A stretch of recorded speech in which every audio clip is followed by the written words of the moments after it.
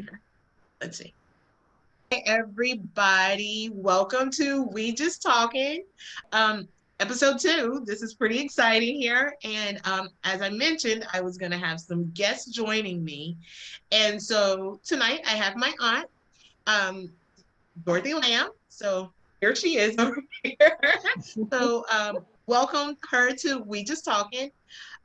She is my dad's sister, and also a lovely artist. And I am going to let you kind of give a little bit of background. Tell the people who you are. Okay, sounds good. So, as she said, I'm Dorothy Lamb. I'm her aunt, and I am a retired nurse.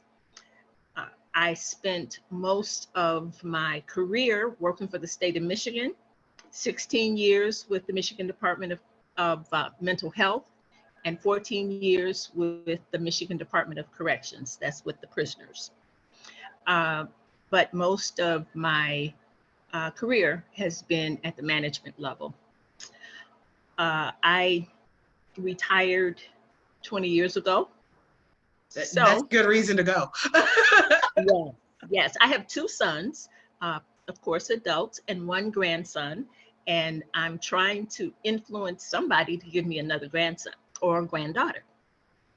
Oh, that sounds like something that a lot of parents are trying to influence their kids to do. Yes, we want some legacy. So I don't think I knew you worked in the jails. We never talked about that. I did that. Well, I didn't actually work. Well, I guess I did spend a couple of months, a few months Mm-hmm. in an actual prison Mm. because my actual job was in the state's capital in Lansing, Mm-hmm. which was 75 miles from my home. And so my boss was trying to give me a break. And so he said, well, we can, I was administration. So he said, we can put you up in one of the prisons. We'll make an office for you in one of the prisons. And so my very first time uh, going to my office by myself, it meant going across the prison yard, Oh my. and the prisoners were yelling at me, "Hey, sweetie! Hey, Slim! Hey, baby!" And I thought, "Oh my God, they're going to snatch me out of my skin." And then something said, "Wait a minute, you've heard those kind of calls before. You Yeah. know, this isn't prison talk. This is guy talk on the Yeah. street." Yeah. So I Yeah. just said, I respond to Miss Lamb. Right? Yes. Thank They you. start calling me Miss Lamb. Yes, and thank All you. worked out. Share with them how you got also into artistry because you are a great artist. Oh, thank So you. yes. Well, um, uh, there's raw artistic talent in the family.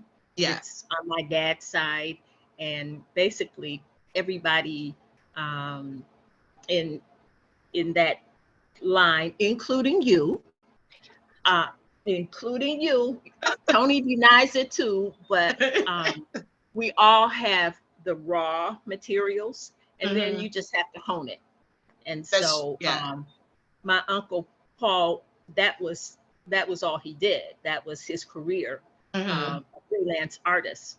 And so I thought I want to be a freelance artist. But Hmm. then I noticed that Uncle Paul was poor as a church mouse, and I didn't want to live my life poor as a church mouse. But uh, I do feel like recreated when I draw and when I Hmm. create something. It really does do something for me, my spirit. Yeah. Um, So anyhow, but I guess let's get into it because we have all the words as we were talking about, and we can chat about whatever all day. all day, all Yeah. day. Yeah. So as I was sharing with in my last podcast with the audience, this month I wanted to start off um this series, um, or this podcast, however you want to call it, um, Mhm, with Black History series, right? mhm, And I said, when I decided to do it, I'm like, who better to talk about Black history than my family? right. Um, because it's not just anybody's history, it's our history. Right. And I feel like we don't talk about it. Like when we were talking the other day, you were telling me some things, and I was like, man, feel like I should have known this before, like, before now. And Right. so, and our history is Black history, right? Oh yeah. So, I said, their stories need to be told and heard, I and agree. they're still relevant. And I feel like a little bit our history, not just our family history, but Black history really, is kind of Right. being lost. It's being lost a little bit or watered down, or glossed over, just because it makes people a little uncomfortable to talk about it. But a lot of things in history are uncomfortable to talk about, but it Yes. happened, and we have to talk about it and know about it so we can do better. Yes. Otherwise, we just keep doing the same things. And that's what they say is the definition of insanity. We're just doing the same thing and hoping Right. for For a different outcome. a different outcome. And so far, I don't know if it's working. so, so yeah. So, and I was just thinking about it as I was telling you, like most of my family members, generation above me, grew up during civil rights Right. and segregation and integration um like I always think my granddaddy used to say things to us when we were little, and we would say, Granddaddy, you don't know what you're talking about. Things are different. It's not like Right. this anymore. And then Right. 2020 happened, and I was like, well, maybe Granddaddy was onto something. I don't know. Exactly. And I'm like, Exactly. well, and I thought, I'm glad he's not here to see this again, but a lot of y'all are here to see this again. And Yes. so yeah, so I guess I know the perspective just because I grew up in Alabama and around everybody that kind of grew up in Alabama. So like what it was kind of like in the South during like integration and civil rights. But I would like to hear what your perspective was growing up in Detroit. Yeah. During the 60s, I was in high school Okay, so because I graduated high school in 63. gotcha. Okay. Um, Was but it already integrated then? oh yeah. Yes. Oh yeah. The Gotcha. the North was integrated but separated. Okay. Mm, So my um, primary elementary school and middle school was almost all Black. My mm. neighborhood was all Black. And we knew where there were white neighborhoods, and we knew that they didn't want us in those neighborhoods. Mm. Uh, and so there was no law that said we couldn't live in those neighborhoods, but the white people who lived in those neighborhoods mostly had an agreement with each other not to sell to a Black family. Oh, really? And yeah, so the the last house that Daddy bought, he bought it in a primarily white neighborhood. And Was when that the we moved Canterbury? in, yes. Yes. Okay.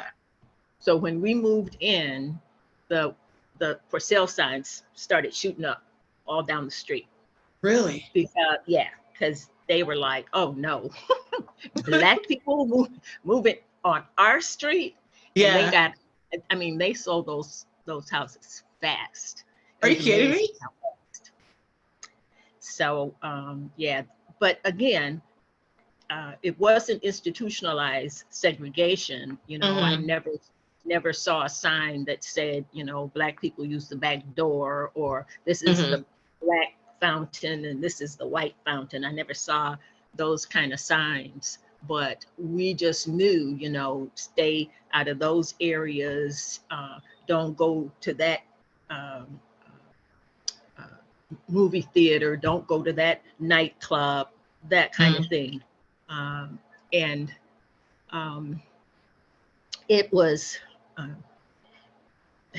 it was interesting because during that time there were militant Black people, and then there were people like me who was not militant. Mm-hmm. Okay, I was afraid to be militant.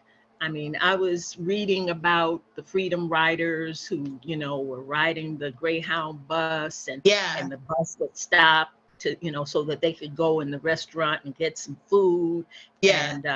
and and they would be pulled off the bus and beaten. Well, in my mind, um, how does it help me as a Black person to earn my uh, equality to get dragged off a bus and beaten to death? Yeah.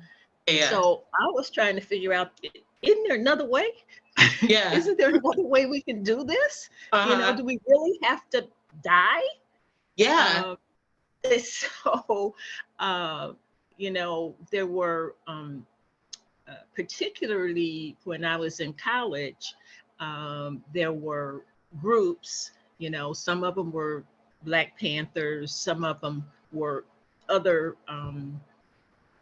militant groups Mm-hmm. that were trying to do things, trying to make a difference.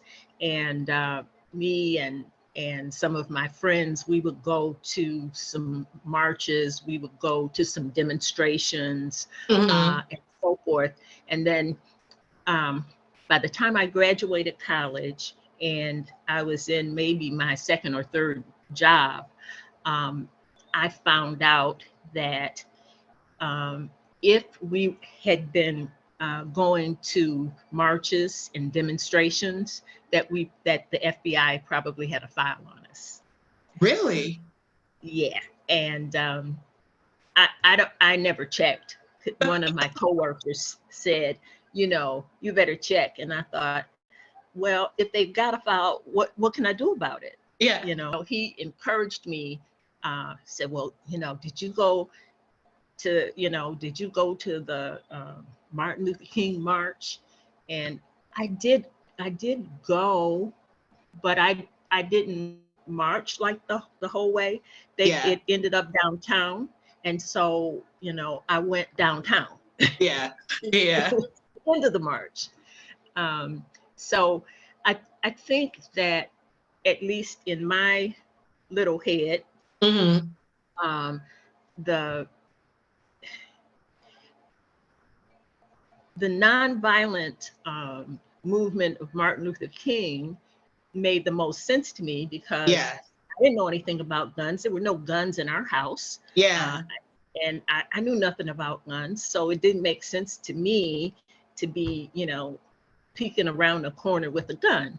That just, that was just not, not who I am. Yeah. And then the problem with the nonviolent movement was the only people nonviolent were the Black people who were getting, dogs sicked on them, and Mm-hmm.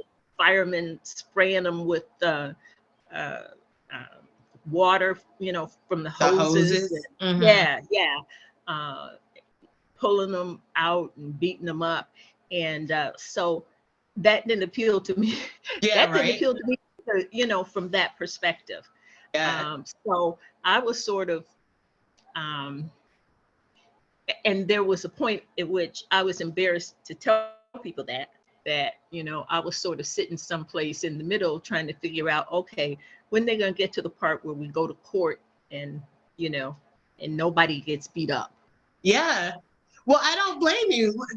As I'm listening to you, it makes me think. So, like in 2020, when people were marching, I mean, of course, we were in COVID, so there was that added layer. Um, Right. we also need to stay alive from this Yes. disease. But we were seeing it. We were seeing it on TV. Like I would tell Casey, are we supposed to go march? Like, do we need to go out here? And then I'm like, but what if like something bad happens? Like I don't want to get hurt. Like, and so I Exactly. completely understand that thought process. And it's like, well, how do you support from afar? Right. So that And makes sense. Kenny, during the 2020 thing, Kenny called me and he said, "Mom, can you come to Cincinnati and watch uh, uh, he didn't say the baby. I always call him the baby. Can you come and watch Kenny? I'm going to DC. And I'm Uh-huh. like, no. And he said, I can't sit here and watch this happening. And I was like, well, baby, I'm not coming. Oh And no. I'm begging you not to go. Yeah. Okay. And I think he was frustrated with me, but what could he do, right? I wasn't coming. He wasn't taking him with him. Clearly. Right. Um, but it was it was difficult to walk that line. On the one Mhm. hand, everything that militant people and nonviolent people were trying to do made so much sense, and I certainly wanted to benefit from every every ounce of it. Yeah. But I kept thinking there's got to be a way to do this where you're not sacrificing your life. I'd like to see what happens at the end of it. Yeah. I'd Yeah, like to for be sure. there at the end of Yes. it. Yeah. So I, by the time I was in college, a lot of the um, really terrible, violent demonstrations had kind of passed. Hmm. Um, um, but a lot of people died during those times, and a lot of people were hurt during those times. And a lot. The other part I think that made me less reluctant, maybe to jump into the fire, so to Hmm. speak, was that my life experiences at that point had been, pretty pale. Yeah. Um, we we lived in a black cocoon, more or less, Hmm. uh, where we were, supported and, I guess you could say, protected by our black environment. So Yeah. we weren't being, looked at and disallowed. Hmm. Because the places that we would have been disallowed, we didn't go. And I've watched all these movies over the past few years. Like, I feel like they brought out like so many films, like talking about the past and like the militant people. There Mhm. was like that movie Judas and the Black Messiah. Yes, I Um, saw that too. yeah, in which it was a great film, and I'm like, this man like had so much life really left to live, and it was taken away, and the FBI had to file on. Kind of like what you Right, said. And so right. I guess anybody that made too much noise became like the target, I guess. Like, Well, especially if you were willing to actually be where the action was, you hmm, know, yeah, um, it, it if you were willing to actually be where the action was, it was probably, it's probably like, how we're having these mass shootings at schools and malls and hmm, things like that.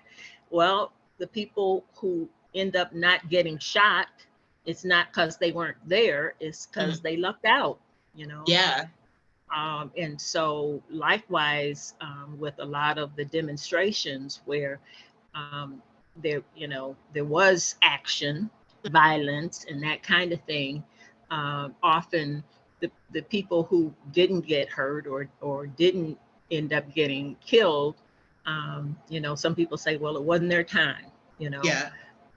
but they quote unquote lucked out.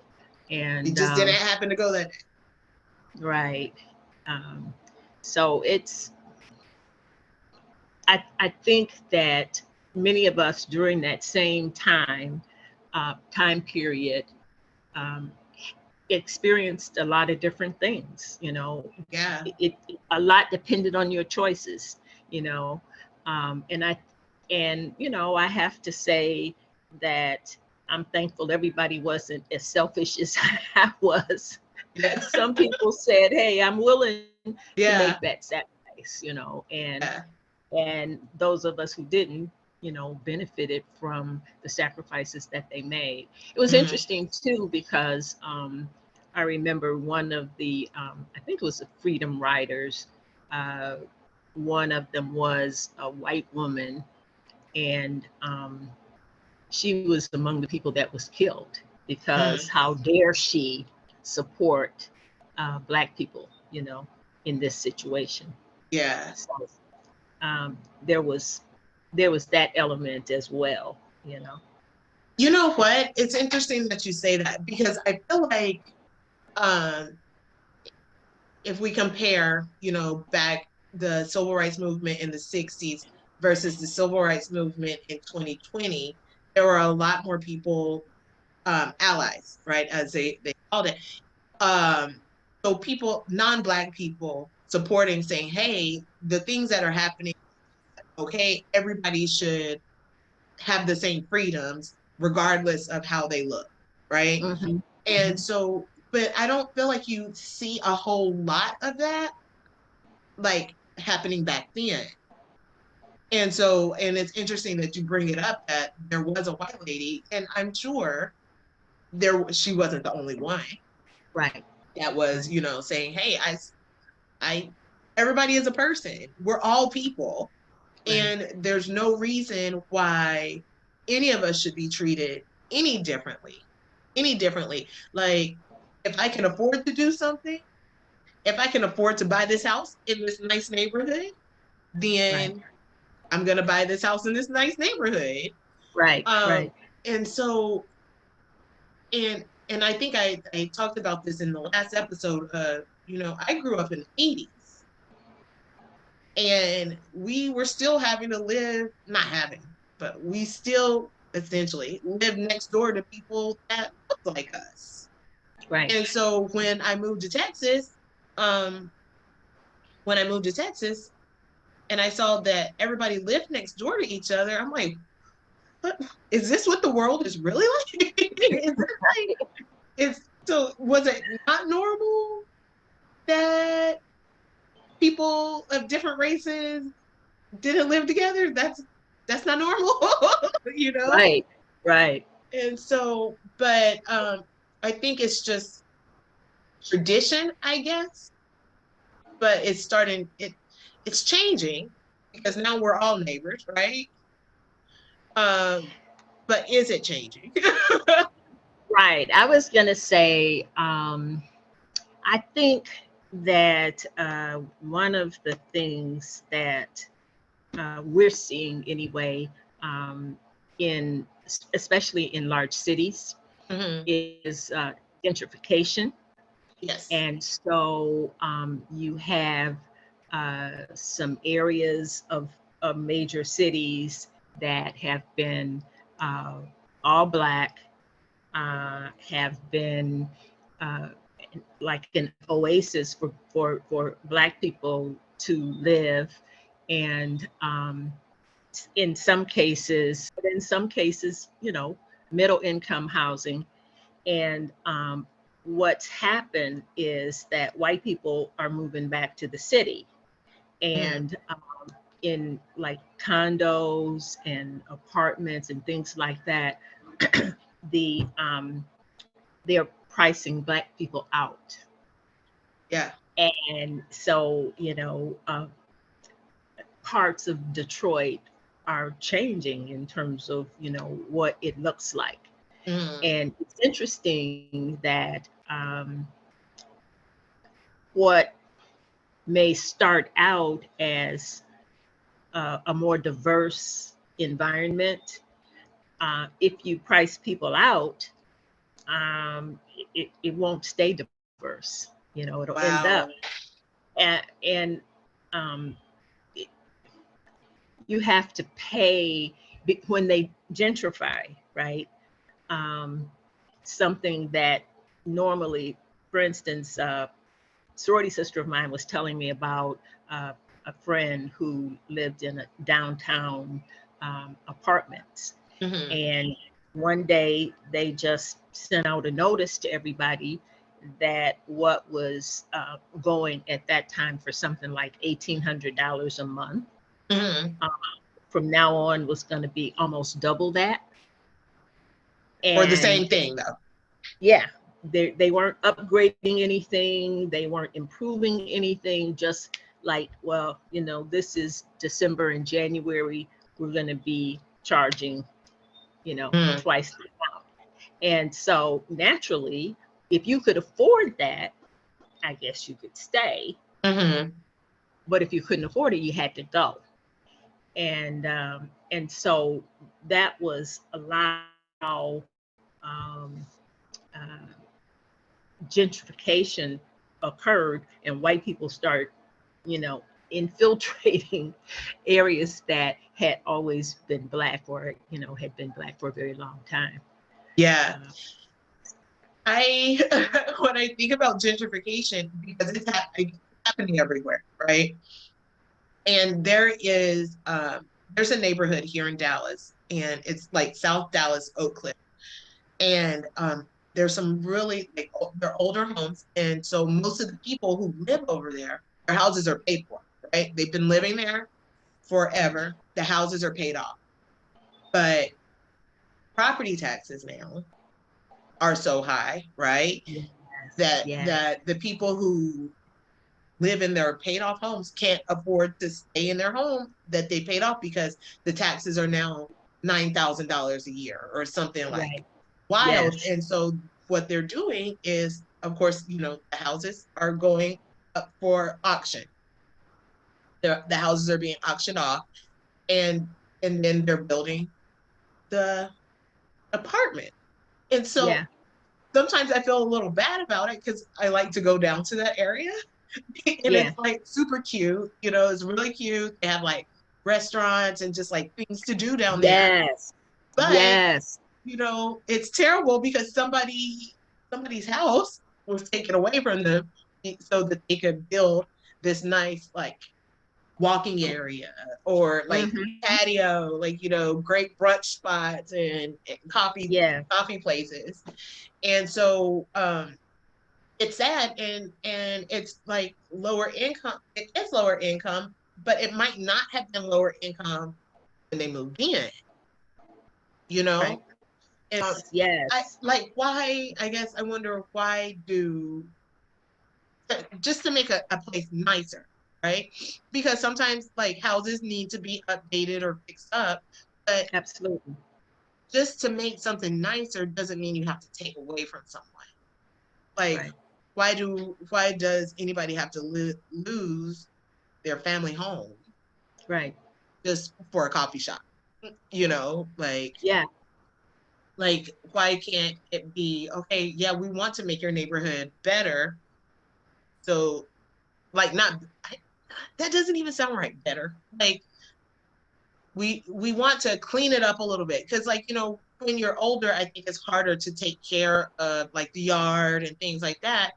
But why do you need to make it so expensive that now these people just can no longer even live in their homes? And then where are they supposed to go? Because a lot of right, people are on fixed incomes.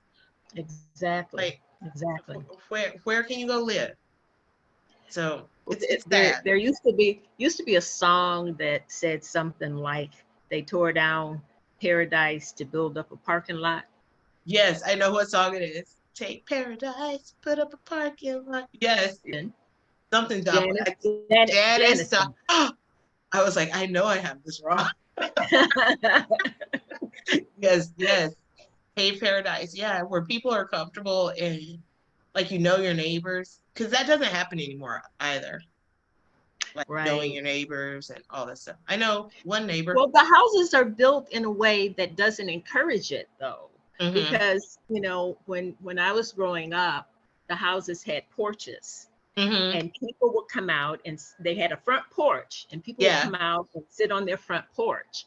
And Yeah. so your front porch was, maybe 10 to 15 feet away from my front porch, and we'd sit there and Talk to talk each across. other. Yes.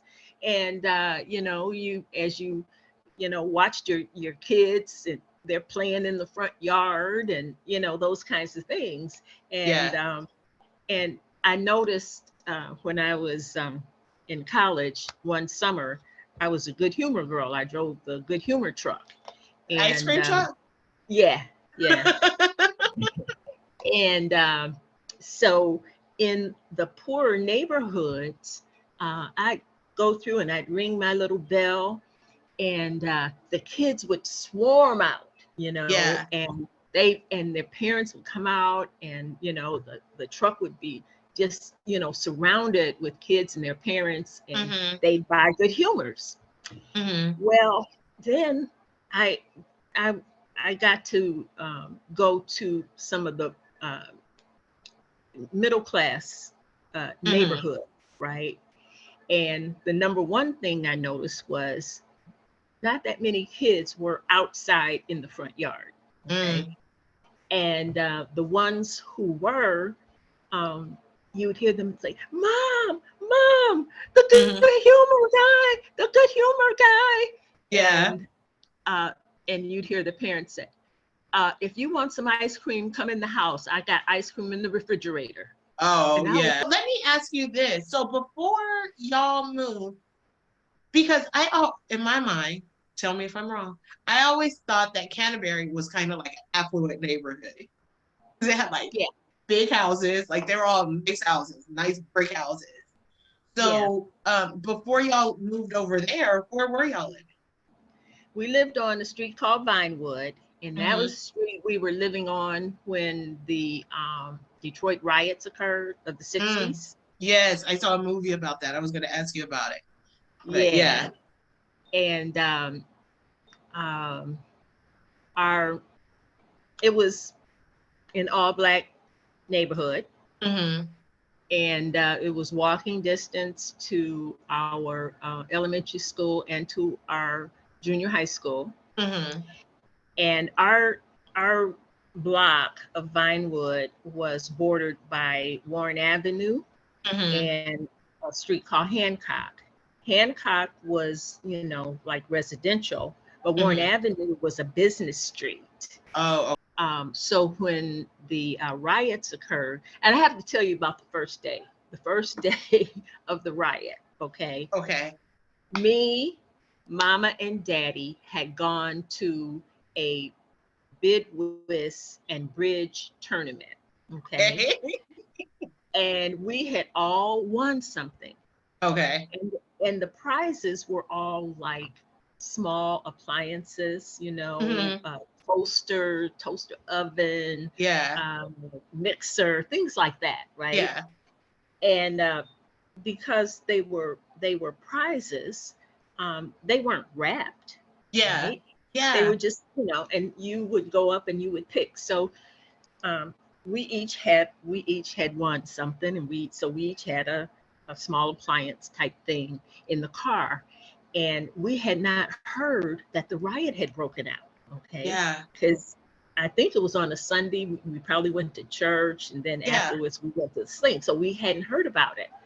So we're on our way home, and we see police cars with 4 cops per car Wow. with rifles poking out of the windows.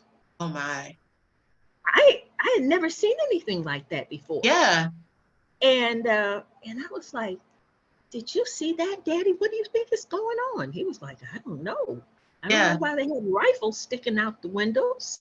Yeah. And seemed like there were a lot of cop cars, as that we passed on the way home.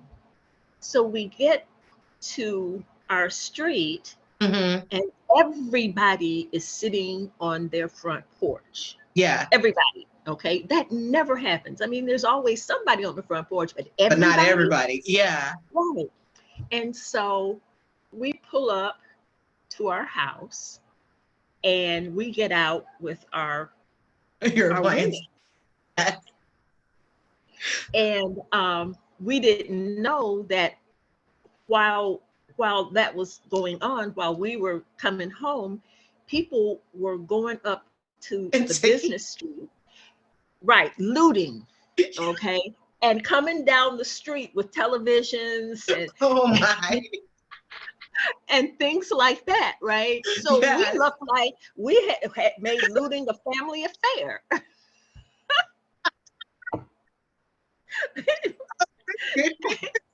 So we go in with our loot. Yeah. And my mom asked the next door neighbor, what is going on? Yeah. And that's when we found out that, there was a riot going Hmm. on. And they were like, "Is And that where y'all just came from?" right, right. So I don't know if they believed us. It seemed awfully convenient, Yeah. but that was probably the scariest time of my life. How long did The that last? It was like days. days, yeah. Your dad um, went to work, and Hmm. he worked the afternoon shift, which Hmm. meant, and there was a curfew, right? Yeah. And so he was on the street after curfew, Mm. and he rode the bus, Hmm. and so he had a block to walk when he got off the bus, and it was that was scary. We had walkie talkies so we could hear like Oh, what was wow. going on. Yeah. Could hear like police Hmm. calls and stuff like that. At night we got on the floor because there was shooting. You could hear shooting. Oh my goodness. And so we didn't know if a bullet could come through a window or something like that. I don't think we even dreamed that a bullet could come through a wall, but we Yeah. knew a bullet could come through a window. So Yeah. we stayed on the floor, and Daddy worked midnights. Mm. So at night, and one night, one evening Hmm. before it got dark, a car full of white guys drove through our neighborhood and said, uh, last night y'all burned our business. Tonight we coming back and burning your house. And Oh my gosh. they drove through the neighborhood threatening Yeah. us like that. And so we believed them, right? I mean, And right, rightfully so. That is but scary. it was scary, because we Yeah. never knew, and we were worried about Jerry Yeah. because he was out after curfew, Yeah. and then Ronnie got arrested Oh my. um, because the the story he told us Hmm. was that he was with some guys who were looting, but he stayed in the car, Of course. Of course. and and that because he stayed in the car, he got caught, and Mm-hmm. the guys that he was with Mm. ran when they saw the police, and they didn't get caught. And Oh, okay. we believed him. Okay. That Maybe wasn't true. He I was just like, wasn't maybe as he was fast as they were. convincing. He was convincing in his storytelling. He was. It made sense to me that he was sitting in the car, not recognizing that the police were coming, and he couldn't take off running like they could. Yeah, he was minding his business. He just wasn't fast. Oh But man. the worst thing about that situation is that a number of the businesses that were burned, Hmm. never came back.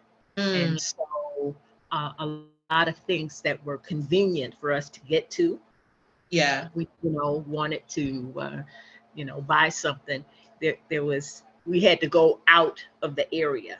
You needed a car, you needed to take a bus or Yeah. something like that.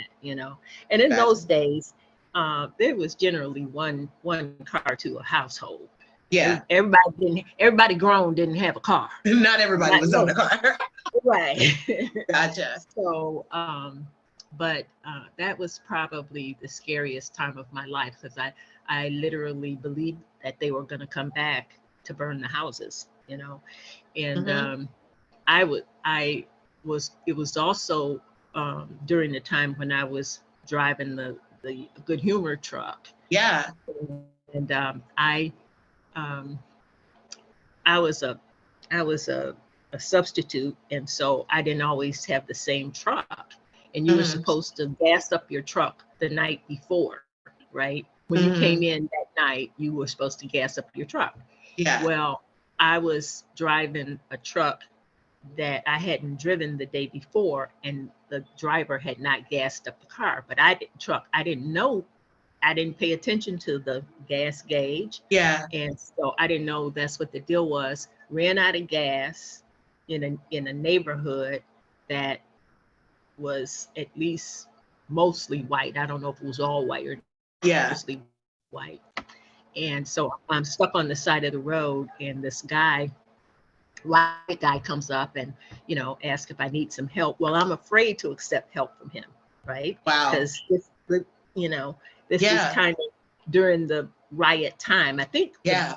riot part was over, but The there was tension. still, yeah. And so he said, so how much, and so he calls himself helping me, and he looked under the hood and stuff.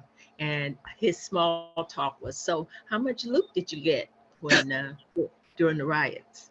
Oh And I wow. thought, You're right. like, And I as a matter of fact, I got a toaster. right. So I thought, oh Lord. So this Yeah. man, wants to take it out on me. They probably burned his business, and now he wants to Yeah. take it out on me. And so I said, well, my parents weren't having it. So Hmm. we didn't get any loot. Yeah. And then so he said, oh, come on now.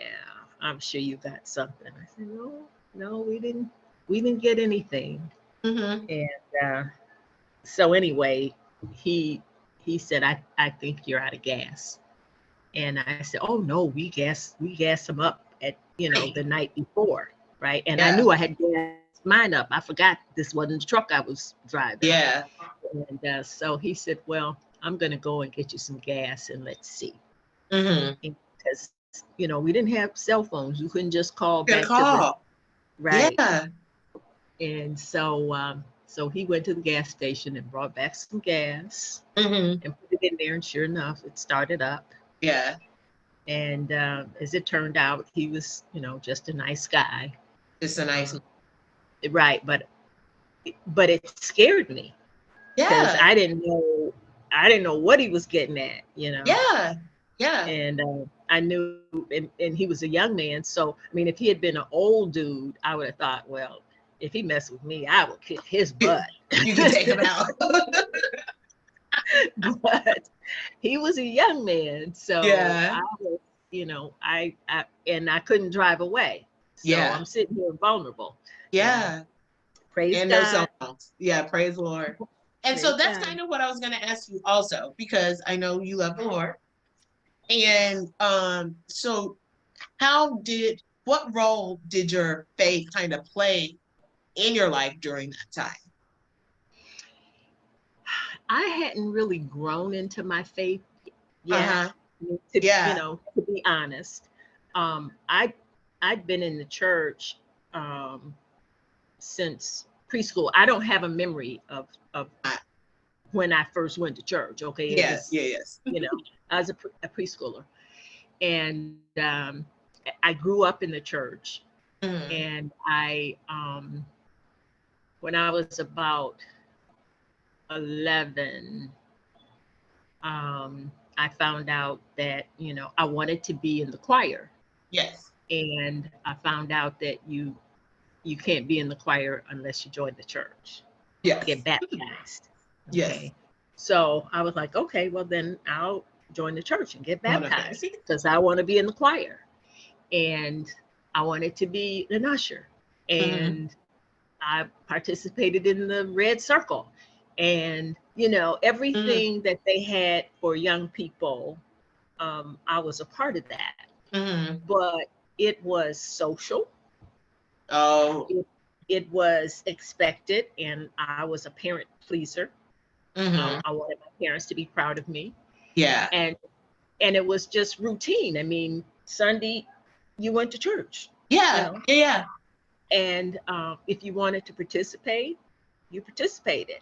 Hmm. And so, in my mind, as I thought back about that, what role did my faith play?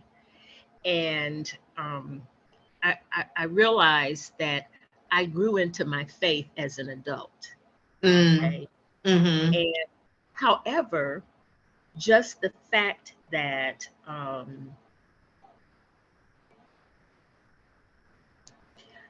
I was in the church my whole life, Yes. Yeah.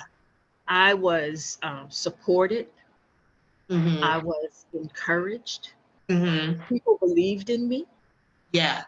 Um, I I was able to win oratorical contests and take home trophies, Hmm. and all of those things built up my confidence in Yeah. myself. And so I wasn't around people who were putting me down because I was black. I Yeah. was around people who were saying you can't do that because you're black. Yeah. You know, I was around people who were encouraging and Yeah. supporting. Yeah. And so while my own understanding of my relationship with God Hmm. wasn't really there, you know, Hmm. um, I had to grow into that. God had shaped a world for me where I Yeah. could flourish, you Yes. know. That's And good. so I was I was blessed to be in that environment, and it was an environment where people were doing good things. Kids were doing Christian Hmm. things. Yeah. And so my influences Hmm. were primarily Christian influences. Gotcha. Yeah. That makes sense. And that's real talk though. Because I mean, I go to a church now where there's a lot of younger people, like 24, 25, and I look at them and I'm like, dang, y'all figure this faith thing out like early. Yeah. Because, when I was 24, 25, I've always been in the church, no memories without it. My mom played piano. So we were in the choir.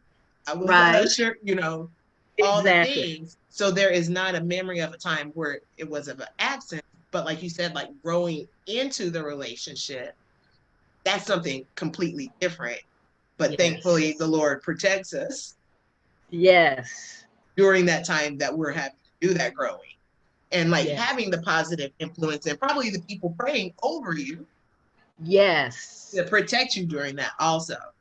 Yes. So, There was a song they used to sing at church. Somebody prayed for me, mm-hmm. had me on their mind, took a little time and prayed for me. I'm so glad they prayed. I'm so glad they prayed. I'm so glad they prayed for me. I was like, I'm about to start that. Yeah, yes, it's so true. Like the power of prayer. I heard a pastor preaching one Sunday, and he called it hedge prayers. And so, and he was like, we pray for the Lord to put a hedge of protection around us, right? Yes. And so, of course, sometimes adversity is gonna come to you. Adversity is gonna hit you. But what about all those protection, that protection that you had, that everything didn't hit you? And he was Yes. like, we need to get head praise. And I was like, that's real Yes. talk. That's real talk Yes. because it could have been a lot worse. So many other Exactly. things we could have. And so Exactly. I love this conversation though, because like